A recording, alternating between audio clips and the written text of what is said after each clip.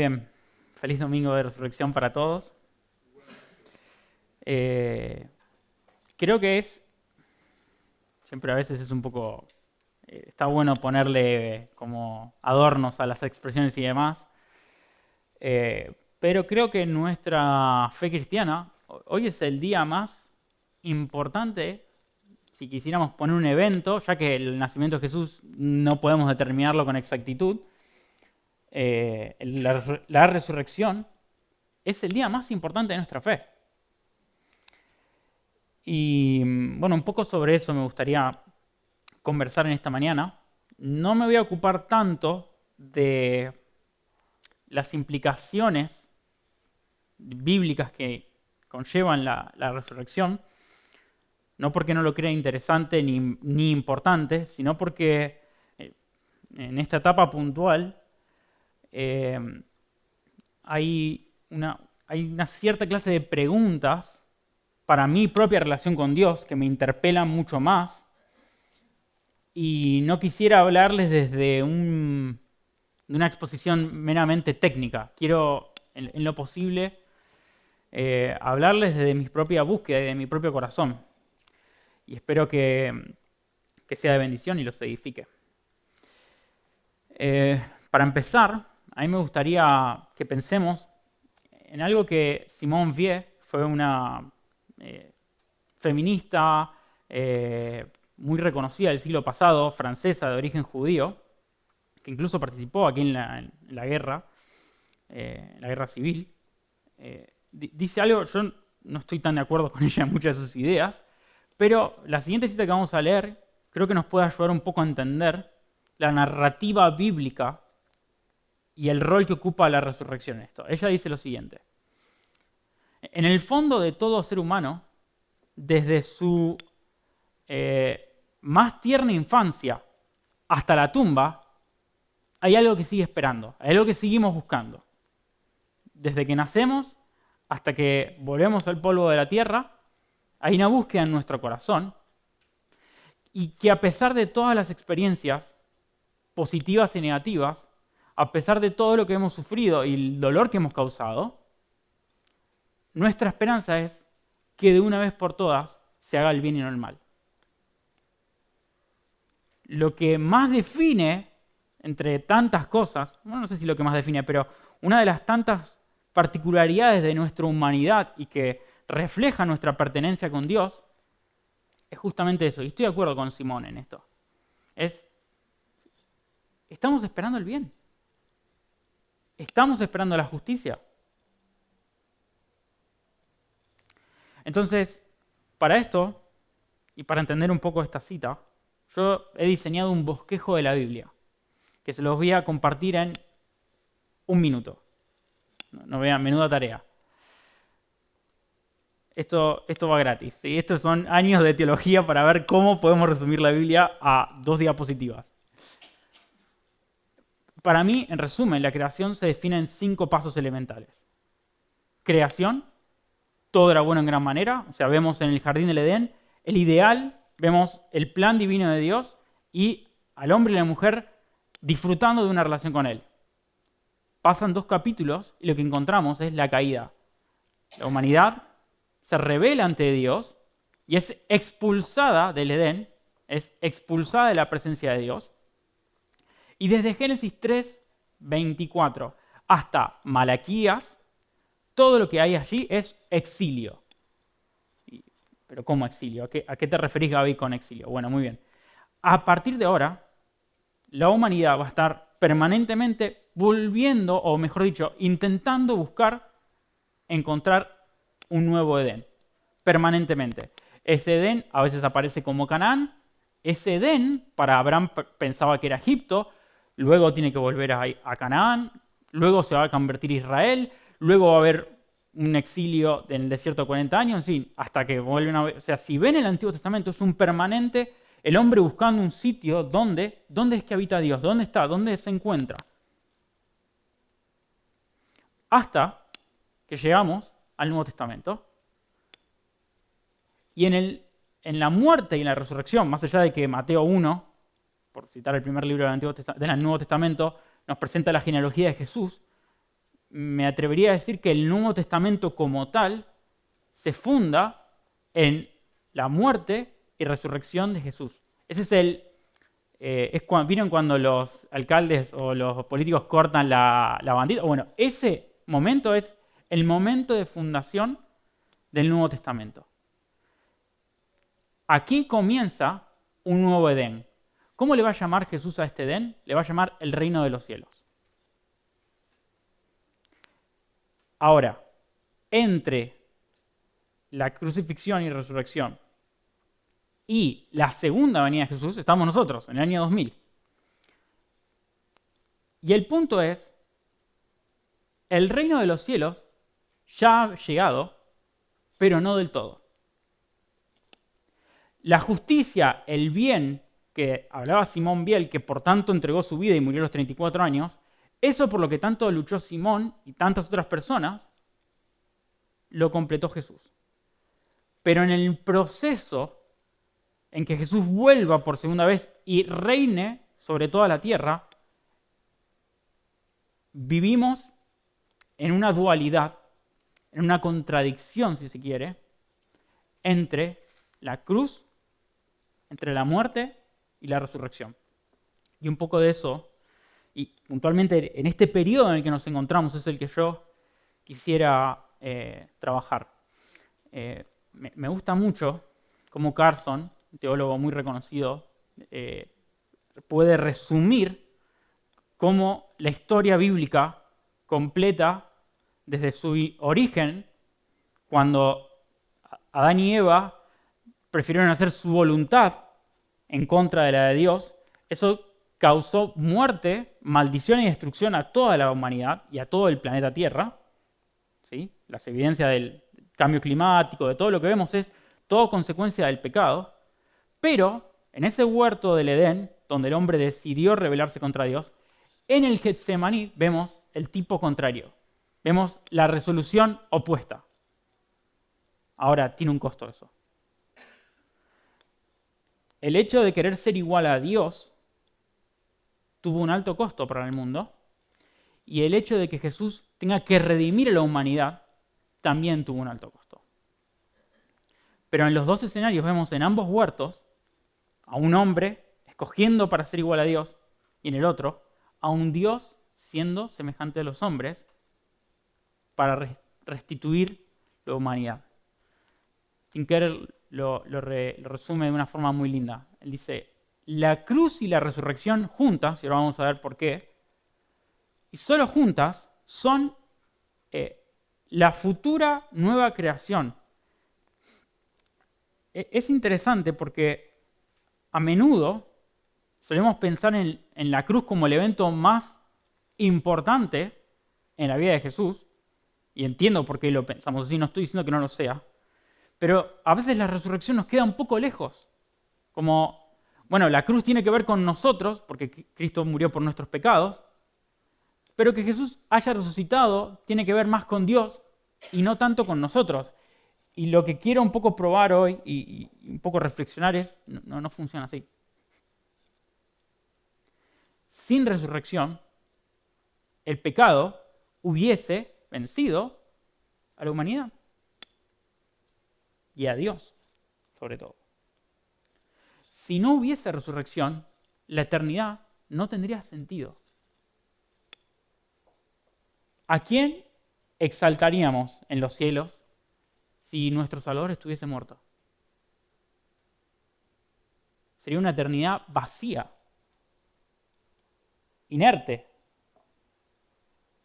O sea que en todo sentido, nunca podemos separar la cruz de la resurrección.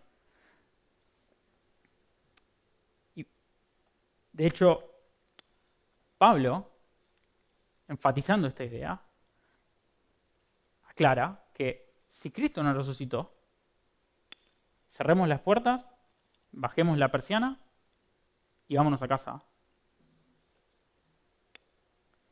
Incluso va a subir la apuesta y va a decir, si no hay resurrección, de entre toda la humanidad, somos los más dignos de lástima.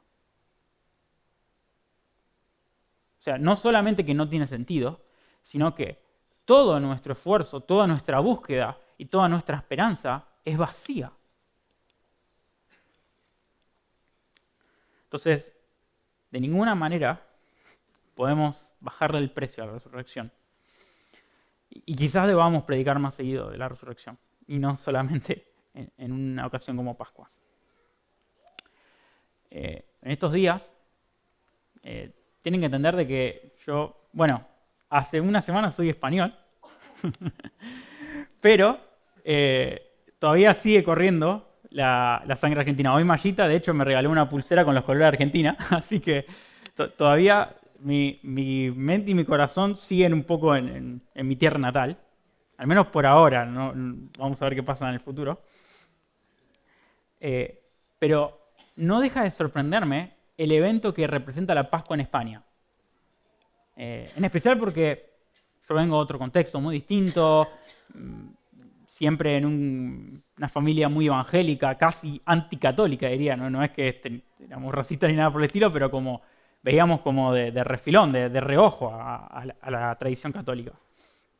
Y cuando llegué y vi todo esto, dije, no sé, ¿en qué planeta estoy? Porque esto no parece el mundo en el que yo me muevo, los lugares que visito.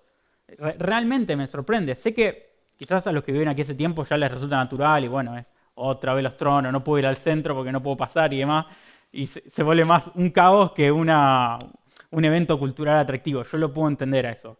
De hecho, también lo sufrí un poco. Pero lo que más destaca mi atención es, durante una semana, nuestra cultura posmoderna, escéptica, nihilista, es decir, que somos descreídos de todo el mundo, no confiamos en la política, no creemos, estamos vacíos totalmente de esperanza, por un minuto parece que hacemos un viaje al pasado, al medioevo quizás, o no sé, a una etapa donde hay más optimismo, y estamos todos rememorando un evento del cual, si yo le preguntase en cualquier otro día del año a las personas si realmente creen en eso, probablemente la respuesta que me dieran sería muy distinta a la que quizás me den en esta ocasión. Es llamativo cómo alguien puede vestirse así y no sentirse extraño, de verdad. Yo, de hecho, veía gente cerca, ahí en el Puerto de la Torre, cerca de mi casa, caminando por las calles así, y digo, bueno, una cosa es que te lo pongas durante la procesión, pero ya ir caminando por mi barrio con eso puesto ya me parece bastante para mí. Pero más allá de lo curioso que esto puede parecer, creo que hay un síntoma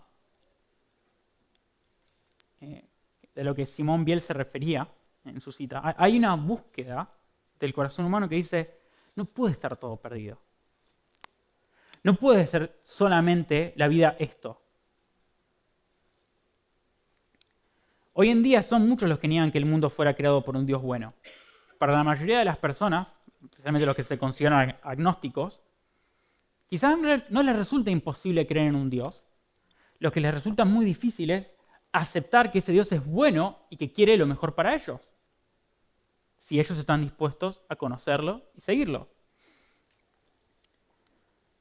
Les cuesta mucho distinguir entre el bien y el mal, entre lo valioso y lo insignificante. Y los que no tienen esperanza alguna de redención terminan con un concepto de la historia semejante al de Macbeth, de William Shakespeare, una novela bastante conocida, en el que el protagonista es un personaje completamente nihilista. Es alguien que dice que nada tiene sentido. Esos son los primeros rasgos de ilustración en nuestra historia.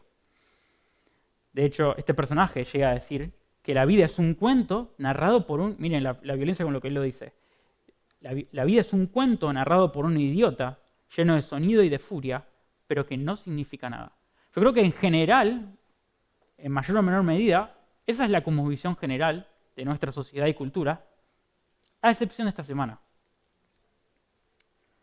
Más allá del enorme marco cultural que envuelve esta festividad, en especial aquí en Málaga y en Andalucía, creo que hay algo que suscita, que despierta el interés no solamente por Dios, sino por la esperanza.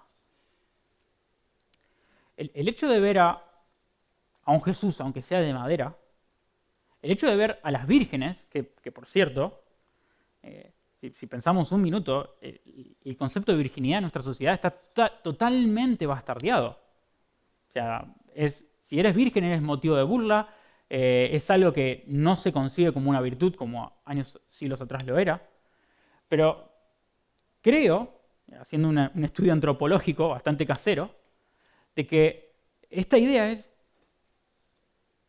me pudo acercar un poco más a un Dios que parece bastante distante. Por una semana, Dios parece que se acerca a Málaga y a través del incienso puedo olerlo, a través de la madera puedo verlo y hasta tocarlo y besarlo, a través de los redobles de los tambores y de los vientos puedo oírlo llegar. Es un Dios más cercano. Y de nuevo, piensen en el rol que cumple la Virgen en la tradición católica. Es un intermediario, es alguien como nosotros, pero más cerca a Dios. Y quizás tiene su WhatsApp y le puede hacer llegar reenviar un mensajito mío. Pero en el fondo, en esencia, la búsqueda es esa. Y esto, sin dudas, despierta una catarata de emociones. Cuando empezamos a sacar las máscaras y empezamos a dejar de escondernos detrás de imágenes y de redes sociales y mostramos lo que realmente hay necesidad. Hay una búsqueda por el bien y hay una sed de esperanza. A mí me pasó lo mismo, y no piensen que solamente sucede en Málaga.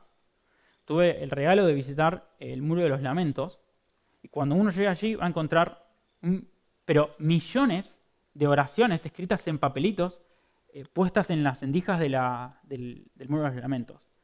Y si yo le preguntara a una persona, ¿tú de verdad, a ver, vamos a pensar en esto un minuto, ¿tú de verdad crees que porque vas a anotar una oración y ponerla en un muro que tiene 2400 años, crees que Dios te va a escuchar? Si yo le hiciera esa pregunta, quizás esa persona se lo replantee un poco más. Pero ahí están. Y tienen que venir cada tanto los limpiadores del municipio de Jerusalén a limpiar porque, claro, llega un momento que rebalsan los papeles. Y eso no lo hacen los judíos, que son los que van allí todos los días. Los hacen turistas. Entonces, ¿por qué sucede esto? Philip Yancey opina y dice, supongo que los verdaderos ateos, aquellos que realmente desconfían totalmente de la idea de Dios, no se sienten desilusionados con él, porque nada esperan, en consecuencia nada reciben. En cambio, los que consagran sus vidas a Dios, cualquiera sea el caso, evangélicos, protestantes, católicos, ortodoxos, lo que sea, esperan por instinto que Él les devuelva algo. ¿Estará equivocada esta expectación? Pregunta.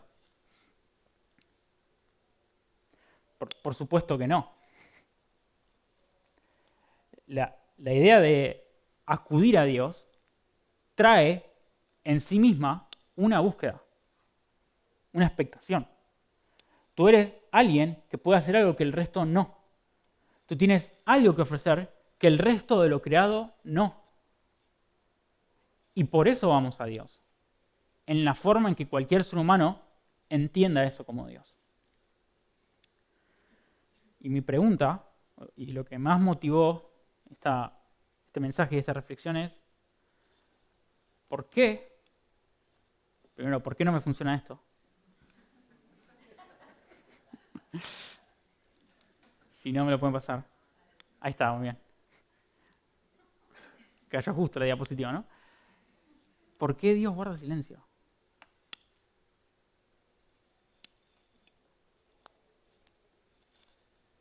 ¿Por qué, si hay personas que realmente le buscan, por qué Dios no obra de forma sobrenatural? ¿Cuántas de las oraciones escritas en los papeles del Muro de los Lamentos han sido respondidas? ¿Cuántas de las personas que van y asisten a estas procesiones, sus mayores deseos e inquietudes han sido respondidas?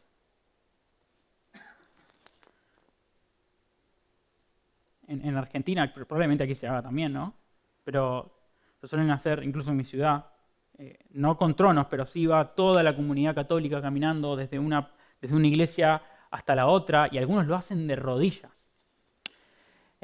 Lo mismo se puede decir del Camino de Santiago, personas que hacen este viaje, esta experiencia, este camino con el fin de no solamente buscar a Dios, sino a modo de intercambio, ¿no? Estoy dispuesto a buscarte y a golpear todas las puertas posibles con el fin de que contestes esta búsqueda. Veo esta pregunta, aparte cuando los discípulos, después de ver a Jesús resucitado, le preguntan, ¿restaurarás en este tiempo el reino de Israel? Imagínense, o sea, ubiquemos el contexto, ¿no? Yo dije que Jesús cortó la bandita de inauguración del Nuevo Testamento y es, venga, aquí comienza, ¿no? El reino. No. ¿Y por qué no? Lo siento, no les corresponde a vosotros saber eso ahora. Hay silencio. Y entiendo la frustración que eso puede producir. Y como les decía, y esto hace poco usé esta cita, pero me parece muy apropiada. Recuerden la diapositiva, ¿no? De los 2 puntos de ubicación.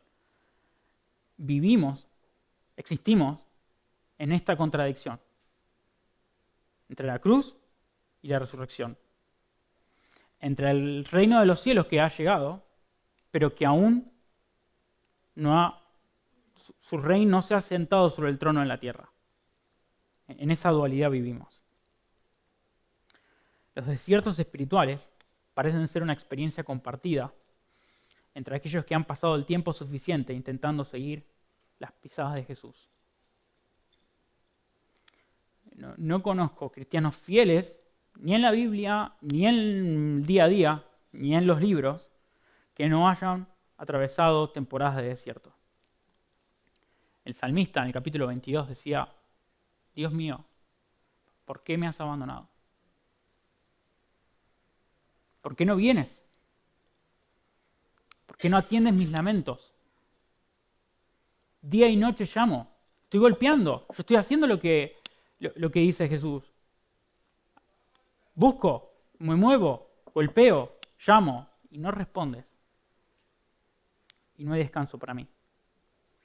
La fe, que en un momento brotaba espontáneamente de la vida cristiana, se encuentra de pronto acorralado por el silencio y la duda. Cuando pienso en estos momentos difíciles de la vida cristiana, creo que la clave es ver a Jesús.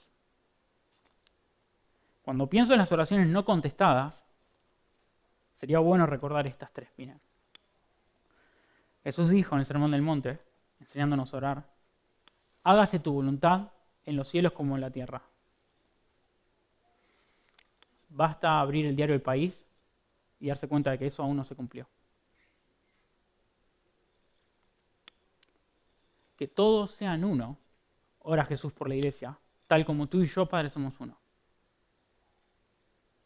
Evidentemente esa no es una oración que aún haya sido contestada por completo. Si es posible, pase de mí esto.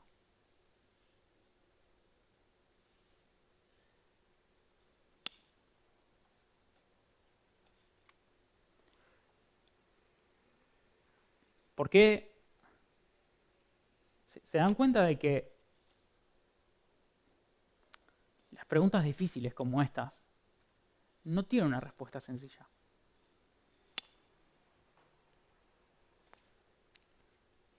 Yo creo que Jesús, más que ser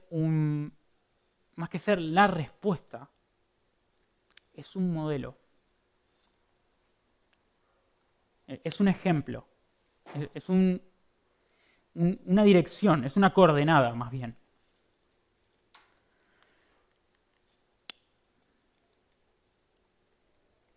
Jesús sintió y sufrió exactamente lo mismo que sufre cualquier creyente que se siente abandonado por Dios.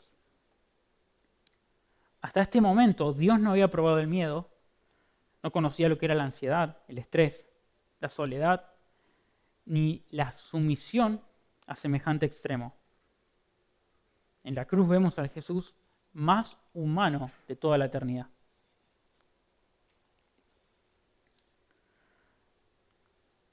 Vemos a un Jesús desamparado y sediento. San Agustín de Hipona dice lo siguiente: el autor del hombre fue hecho hombre de manera que él, el que manda sobre las estrellas, se pudiera alimentar de los pechos de su madre. Que el pan, con mayúscula, tuviera hambre. Que la fuente tuviera sed. Que la luz durmiera. Que el camino se cansara de caminar. Que la verdad fuera acusado de falso testimonio.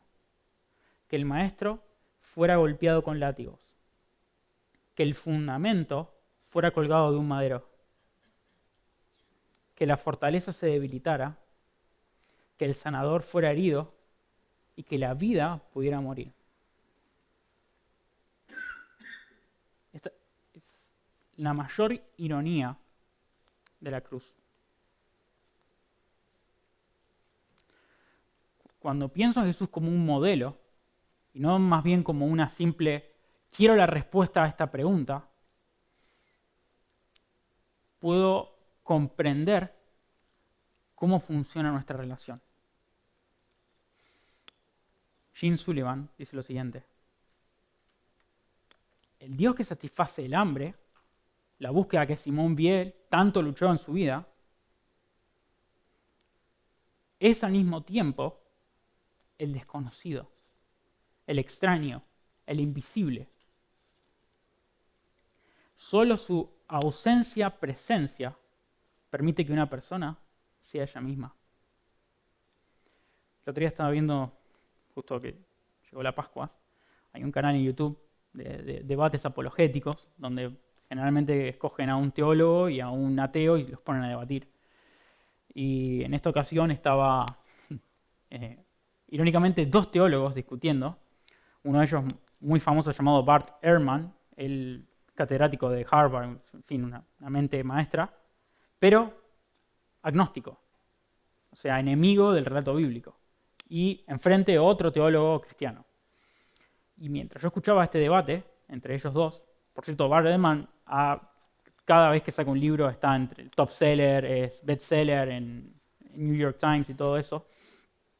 Y mientras estaba viendo esta discusión pensaba, ¿qué pasaría si Dios se le revelara a Bart Ehrman, este teólogo? ¿Qué pasaría? Qué fácil sería para nosotros los que queremos defender a veces a Dios con nuestros argumentos, porque es como hemos logrado insertar un espía de nuestro bando, ¿no? Es como si él se convirtió, cualquiera podría hacerlo. Haría nuestra tarea más fácil. Y Dios no funciona así. Si yo fuese el asistente de Dios, le diría, ¿qué te parece si a tenemos un toque mágico, ¿no? de presencia? Pero Dios suele ser bastante tímido y respetuoso de nuestra libertad.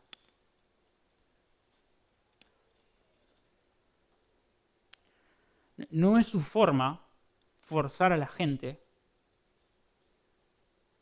a seguirle. Más bien, tiende a seducir con cuerdas de amor. Otro autor dice, John Updike, un escritor estadounidense, no se puede evitar la sensación de silencio. Al final del día, nos estamos relacionando con un Dios invisible, que no habla al mismo tiempo que nosotros, ni tiene los mismos tiempos que nosotros. Un Dios estrepitoso sería un abusador, un tirano inseguro, un dato aplastante, en lugar de ser, como Él es, un aliento sin límites a nuestro titubeante y asustado ser.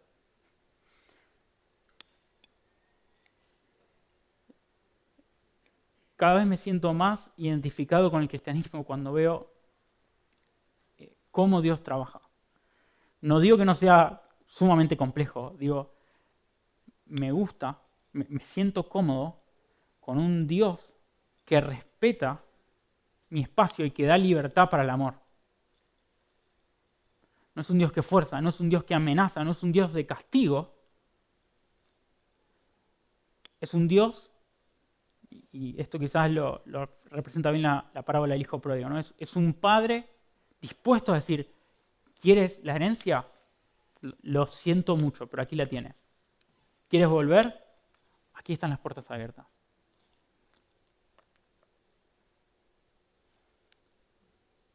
No anula, no atenta contra nuestra personalidad. No nos hace alejarnos, alienarlos de nuestra identidad. Al contrario, nos hace realmente humanos.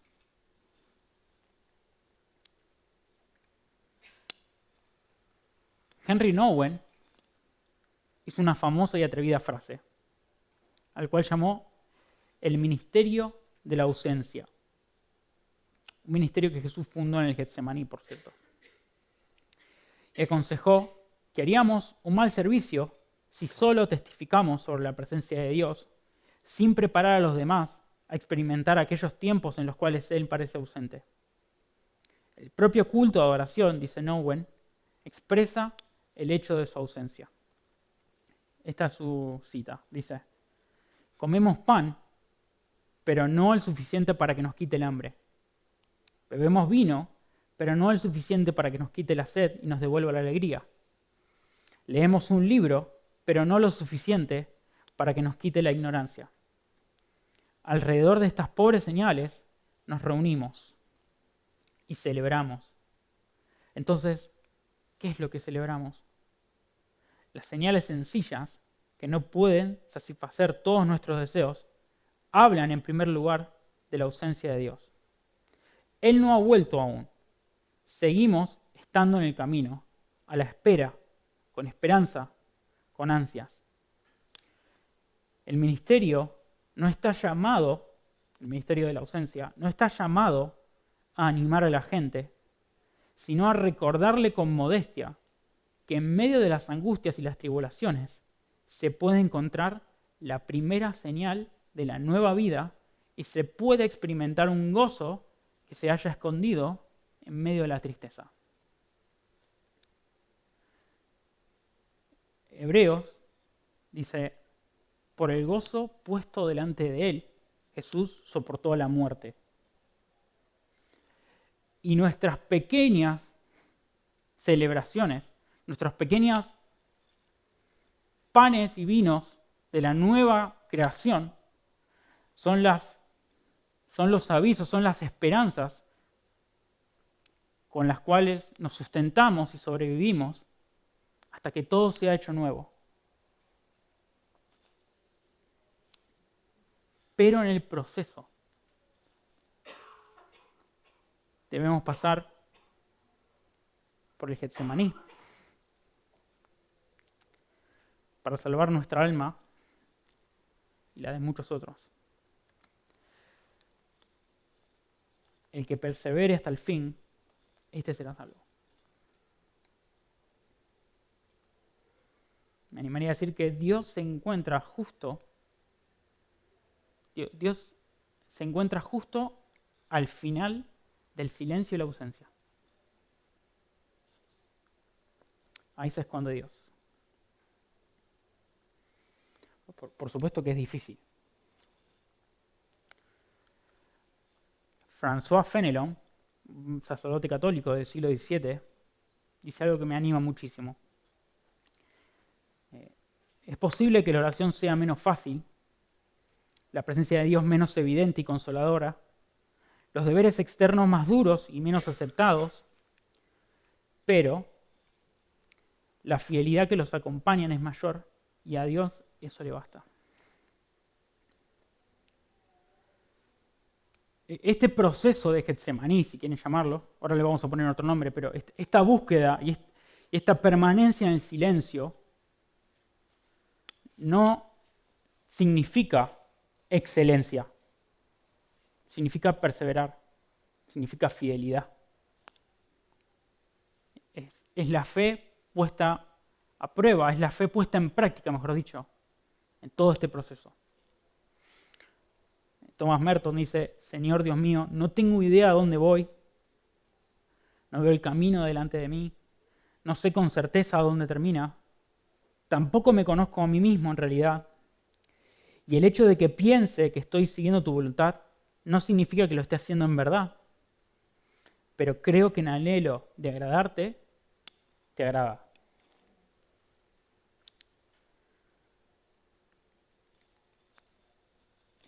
Quiero varias cosas, pero no quiero extenderme demasiado.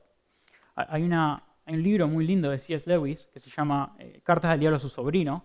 Para quienes no lo conocen, Lewis va a escribir una novela en la que un supuesto demonio retirado le va a escribir a su sobrino, que está comenzando en el negocio del infierno, por así decir, y le va a dar como consejos sobre cómo debe llevar a cabo su oficio de aquel que ha venido a matar, hurtar y destruir. En esta imagen dice algo muy lindo. Quiero avanzar, pero antes de ver la cita de Lewis, me gustaría que pensemos por un minuto en lo que leyó Isaac. Cuando Pablo ora por las iglesias, el punto es, quiero que los ojos de mi corazón, mejor dicho, quiere que los ojos de nuestro corazón sean abiertos a una esperanza, a algo que promete que todos los padecimientos del tiempo presente no se comparen con la gloria venidera. Está poniendo la mira en la meta, aunque el proceso sea difícil. Ahora sí, volviendo a la cita de Lewis, este diablo orugario le escribe y dice lo siguiente: durante estos periodos de travesía, mucho más que durante los periodos más elevados, es cuando están creciendo los cristianos para convertirse en las criaturas que Él quiere que sean. Por eso, las oraciones ofrecidas en un estado de aridez son las que más le agradan a su Padre, es decir, a Dios. Él quiere, Dios, que los cristianos aprendan a caminar, y por eso les tiene que retirar su mano. Y si solo encuentran en ellos el deseo de caminar, Él se complace, incluso si tropiezan y se caen. No te engañes, orugario, nunca está más en peligro nuestra causa de asesinar a los cristianos que cuando un ser humano que ya no tenga deseos, pero siga teniendo el mismo propósito de hacer la voluntad de nuestro enemigo, es decir, de Dios, mire a su alrededor a un universo del cual parece haber desaparecido todo rastro de Él, pregunta por qué ha sido abandonado y con todo le obedece. Me encanta la creatividad de este hombre. Y ven que el objetivo no es, debo ser perfecto. O sea, sí, esa es la meta final, pero en el proceso somos criaturas en proceso de restauración. Y Dios en su gracia y fidelidad compensa nuestro pecado y nuestra falta de fe justamente con su cruz. Quiero leerles algo muy cortito, bueno, más o menos. Con esto quiero ir terminando. Dice George Steiner: nosotros conocemos ese Viernes Santo que el cristiano sostiene que fue el de la cruz. Pero el ateo, el no cristiano, también lo conoce. Con esto quiero decir que conocen la injusticia, los sufrimientos interminables, el desperdicio, el brutal enigma del final, los cuales forman, en una gran parte, no solo la dimensión histórica del estado humano, sino también la urdimbre diaria de nuestra vida personal. Es ineludible que conozcamos el dolor, el fracaso, el amor no correspondido, la soledad. Todas ellas son parte de nuestra historia y nuestro destino privado. Pero nosotros también conocemos el domingo. Para el cristiano, ese día significa una intimación segura y precaria a la vez, evidente y más allá de toda comprensión, al mismo tiempo, de resurrección, de una justicia y un amor que han vencido a la muerte. Los lineamientos de ese domingo llevan el nombre de esperanza. Y no hay palabra menos difícil de destruir. Pero a nosotros lo que nos toca es el largo camino del sábado. Sí, Jesús murió un jueves y fue resucitado un domingo. ¿Y en el medio qué pasó con los discípulos? ¿Qué hicieron? ¿Dónde estaban? En el largo camino del sábado. En la misma situación en la que muchas veces nos encontramos. Pero, atención, sabemos cómo termina la película. Permítanme leerles algo muy cortito. Este libro de Philip Yancey está en la biblioteca. Es probablemente lo mejor que he leído en mucho tiempo y se los recomiendo. Es un lector que demanda tiempo, pero vale la pena. Esta historia que él va a narrar sucede en un hogar de ancianos, en un geriátrico, y dice así. Mi esposa dirige un círculo cristiano semanal en un asilo de ancianos. Una paciente de Alzheimer llamada Betsy asiste fielmente, llevada por alguien del personal, y se queda sentada durante toda la hora.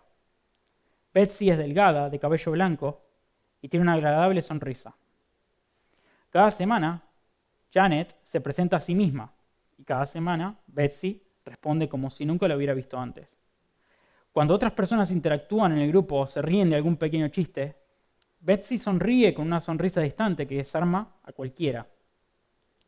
La mayor parte del tiempo permanece sentada en silencio, con los ojos en el vacío, disfrutando del cambio de escenario con respecto a su habitación, pero sin comprender absolutamente nada de lo que sucede. Al cabo de unas cuantas semanas, Janet supo que Betsy ha retenido la capacidad de leer. Con frecuencia, lleva consigo una tarjeta postal que le envió a su hija varios meses antes, la cual lee como si hubiera llegado en el correo de ayer. No comprende lo que lee y repite la misma línea una y otra vez, como un disco rayado, hasta que alguien le sugiera que siga adelante. Pero en uno de esos días buenos, puede leer completo un pasaje con una voz fuerte y clara. Janet comenzó a llamarla cada semana para que leyera un himno. Un viernes, los ancianos, que prefieren los himnos antiguos, que recuerdan desde su niñez, escogieron la cruz de Jesús para que Betsy lo leyera. No sé si lo conocen, es muy conocido. Dice, en el Monte Calvario estaba una cruz, emblema de afrenta y dolor. Así comenzó, y luego se detuvo. De repente se sintió agitada.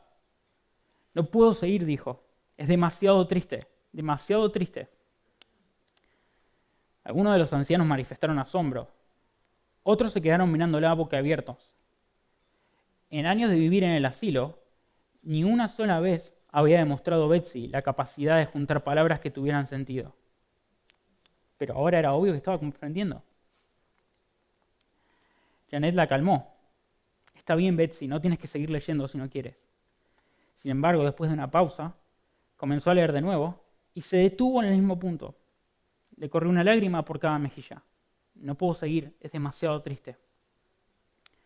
Sin darse cuenta, dijo, de que había dicho eso mismo 2 minutos antes. Lo intentó de nuevo y otra vez reaccionó con una repentina conmoción de reconocimiento, angustia y exactamente las mismas palabras. Puesto que la reunión había llegado a su final, los otros ancianos se fueron, yendo hacia la cafetería o hacia sus habitaciones. Se movían en silencio, casi como si estuvieran en una catedral, mirando por encima del hombro a Betsy con respeto. Incluso los miembros del personal, que se habían hecho presentes para volver a arreglar todas las instalaciones, se detuvieron para contemplar la escena. Nadie había visto jamás a Betsy en un estado que se pareciera a la lucidez. Por último, cuando Betsy pareció haberse tranquilizado, Janet la guió hasta el ascensor para llevarla a su cuarto. Para asombro suyo, Betsy comenzó a cantar el himno de memoria. Las palabras salían en frases difíciles y entrecortadas, y apenas podía llevar una melodía. Pero cualquiera habría podido reconocer el himno. En el monte Calvario estaba una cruz, emblema de afrenta y dolor. Lloraba de nuevo, pero esta vez siguió adelante aún de memoria, ganando fuerzas mientras cantaba. Mas yo amo esa cruz, donde murió mi Jesús, por salvar al más vil pecador. O yo siempre amaré esa cruz.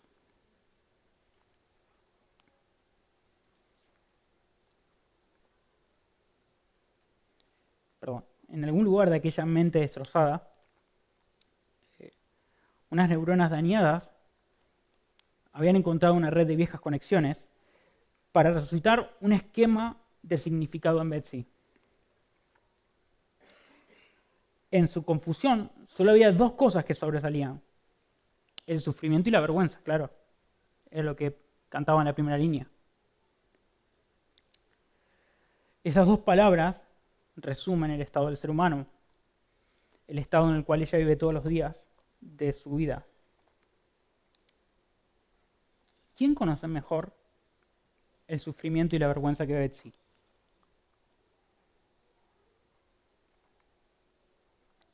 Y para ella, el himno respondía a esa pregunta.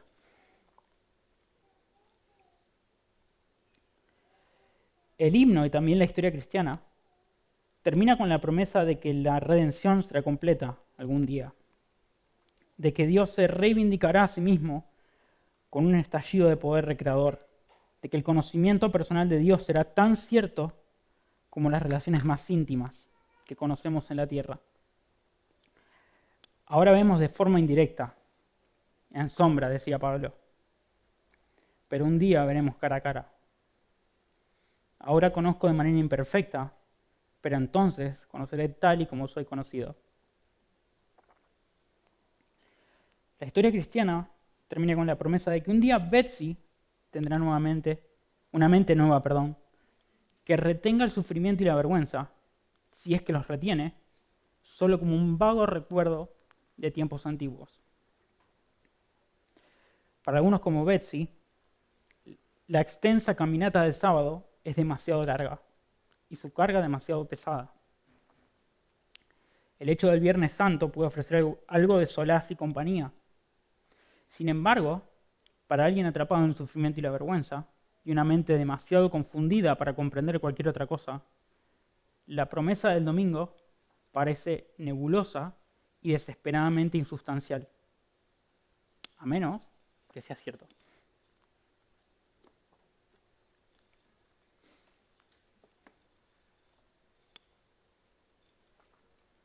Como dice Eliot, llegaremos al punto donde comenzamos. Amén.